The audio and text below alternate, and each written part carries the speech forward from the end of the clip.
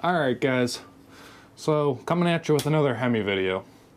I'm bored, I've got nothing to do, so we might as well work on this a little bit.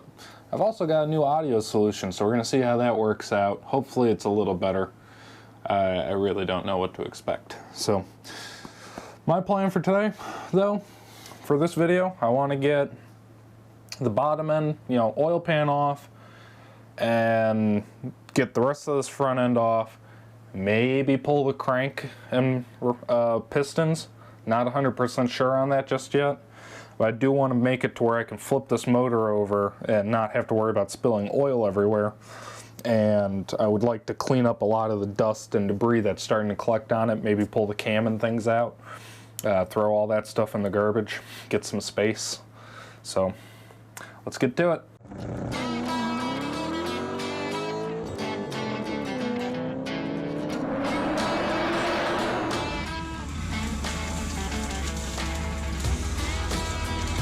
Welcome to the Skinny Pedal YouTube channel. Now let's get to it.